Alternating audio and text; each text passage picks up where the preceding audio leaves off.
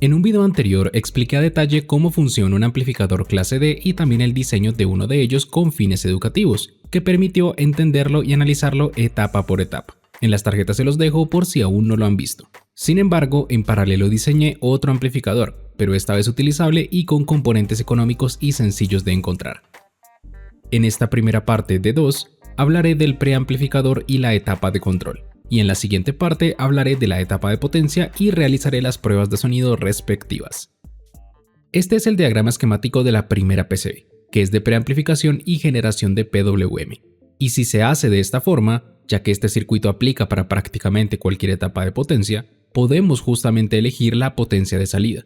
Y además, me gustaría señalar que en la lista de reproducción de este proyecto se encuentran los 2 directos en los que diseñé este amplificador, incluyendo todos los criterios, fallas, cambios, etc. Aunque para esta versión final hice unos pequeños cambios que a continuación explicaré. Todo el circuito se alimenta con una fuente de 12 voltios DC de mínimo 500 mA, y aunque el circuito realmente consume menos corriente, solo es un margen de seguridad, sin mencionar que las fuentes de 12 voltios DC de menos de 500 mA no son tan comunes de encontrar en el mercado. Para alimentar de forma más estable y adecuada la etapa de preamplificación, utilizo un regulador de tensión de 9 voltios a 100 mA, es decir, el clásico 78L09, y a su salida, además, tenemos un divisor de tensión que, según la posición de este trimmer, ajustará la tensión de salida, que en teoría va desde 1.88 hasta 2.62 voltios. Más adelante veremos para qué se utiliza y por qué debe poder ajustarse. No obstante, también tenemos un capacitor que ayuda a desacoplar esa tensión y a atenuar ruido. Yendo a la parte inferior, tenemos el conector de entrada de audio, que se conecta a un resistor, fijando la impedancia de entrada y llevando a tierra la entrada del amplificador cuando no se conecta señal. Luego pasamos a un amplificador inversor hecho con un amplificador operacional LM358. En la realimentación puse un trimmer que permite ajustar la ganancia. A la salida del operacional se conecta un resistor de 1 kΩ, que es absolutamente necesario para utilizarlo en circuitos de audio, y si quieren que les explique el porqué de esto, déjenmelo en los comentarios para explicarlo en un video aparte.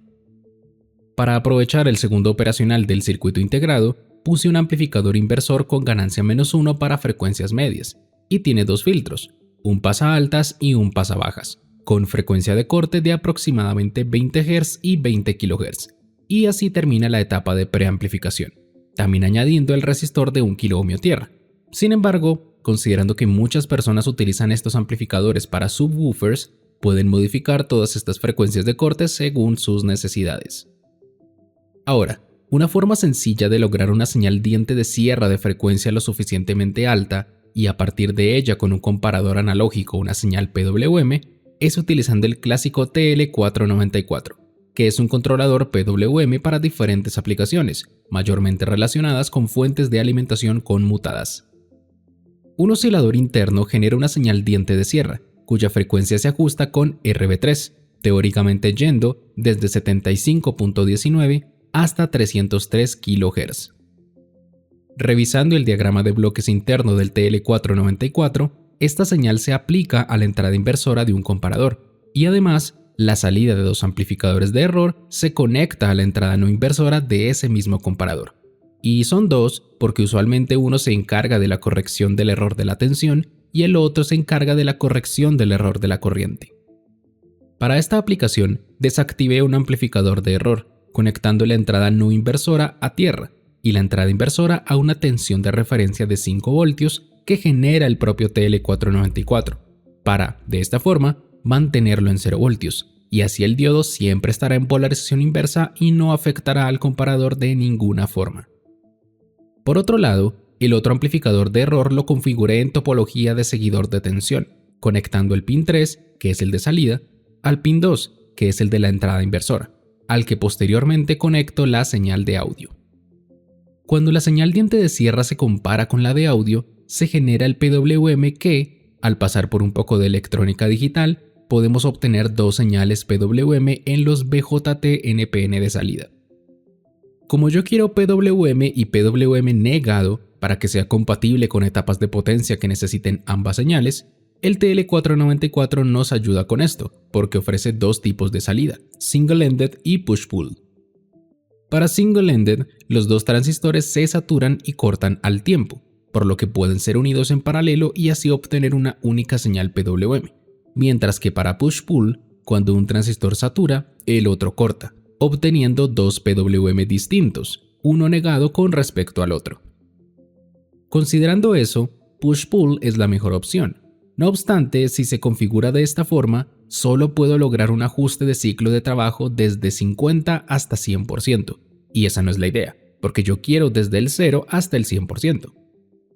La solución es utilizar single-ended, porque en esta configuración sí puedo lograr ciclo de trabajo desde 0 hasta 100%, o bueno, desde 3%. Así está construido internamente el circuito integrado. Sin embargo, necesito obtener una señal PWM negada, y esto se soluciona usando un BJT en colector común y el otro BJT en emisor común, ya que el colector común no invierte la señal, pero emisor común sí lo hace, y así se arregla este problema. Por último, hay que aclarar dos cosas. La primera es que, por la forma en la que estoy utilizando y alimentando los amplificadores operacionales, se requiere una tensión de referencia, y esa tensión de referencia es variable como se vio anteriormente, y la razón del por qué es muy simple. Recordemos que, si no aplicamos audio al amplificador, él entregará un nivel de C, que será justamente la tensión de referencia, y si esta tensión es la mitad de la tensión pico de la señal diente de sierra, generará un ciclo de trabajo del 50%, lo que se resume en 0 voltios a la salida de todo el amplificador. Así que, usando este trimmer, debemos hacer un ajuste hasta lograr ese 50% de ciclo de trabajo cuando no aplicamos audio, tal y como lo dice el diagrama en este apartado, pero eso lo haremos luego en la práctica. Ahora, la segunda es el por qué no se utilizó un TL072 o un NE5532, que son más adecuados para audio, y la razón es tan simple como recordar que, al alimentarlos con 9 voltios, estos solo pueden entregar una tensión de mínimo 1.5 voltios, mientras que el LM358 puede llegar hasta casi 0 voltios, y esto es importante, porque la tensión mínima de la señal diente de sierra es aproximadamente 0 voltios, cosa que es muy importante para lograr la mayor variación de ciclo de trabajo que sea posible. Con esto termina la explicación del diagrama esquemático, sin que se me olvide decirles que añadí un conector de salida para PWM, tierra y PWM negado, y también puntos de prueba en muchos nodos estratégicos para medir cómodamente todas las etapas. Y ahora sí, pasemos a la práctica para analizar la PCB y probar el circuito.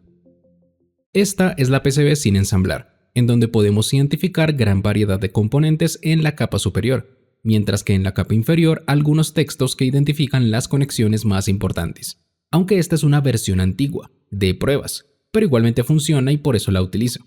No obstante, este render que les estoy enseñando corresponde a la versión a la que ustedes pueden tener acceso, que incluye más etiquetas y una mejor posición de los puntos de prueba. Las placas las fabriqué con JLC PCB, y si quieren obtener unas iguales a las mías, el proceso que deben seguir es el siguiente. Entran al enlace que se encuentra en la descripción del video, que los llevará a la página de JLC PCB, donde luego darán clic en Instant Quote para iniciar el entorno de pedido. Ahora cargan el archivo Gerber del proyecto a la página, en mi caso lo arrastro directamente, y la página analizará el archivo para conocer los aspectos principales de la placa, como puede ser el número de capas y las dimensiones.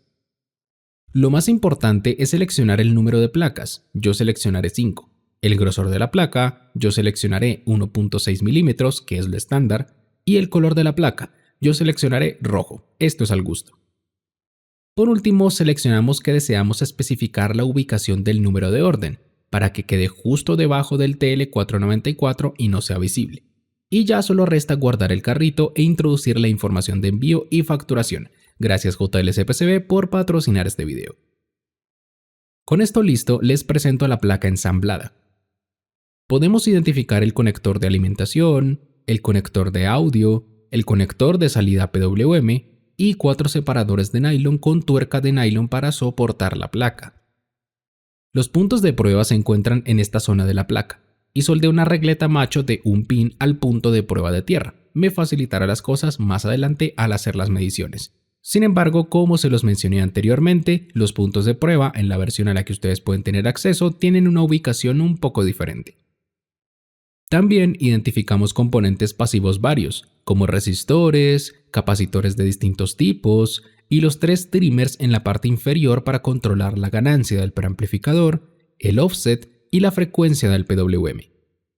Por último, se identifican los circuitos integrados, como lo es el 78L09, el LM358 y el TL494, sin olvidar que estos dos últimos se recomienda montarlos sobre sus respectivas bases para circuitos integrados. Empecemos con las mediciones, conectando una fuente de 12 voltios al circuito.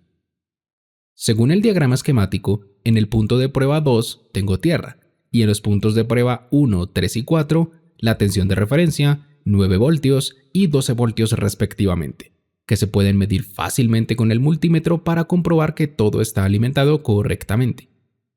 Con el osciloscopio, observemos la señal diente de sierra, que se puede ver sobre el punto de prueba 8, y aquí está, a una frecuencia de 120 kHz aproximadamente.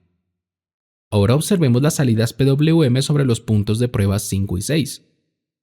Lo primero que se ve es que los flancos no son rápidos, pero recordemos que, para alta frecuencia, se recomienda trabajar con sondas sin atenuación por 10, y al hacer rápidamente el cambio tanto en las sondas como en el osciloscopio, las formas de onda mejoran sustancialmente.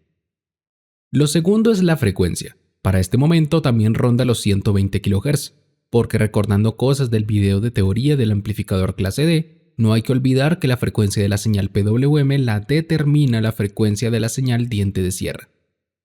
Lo tercero son los niveles de tensión, ya que una, en nivel alto, llega a más tensión, pero asimismo la otra, en nivel bajo, llega a menos tensión.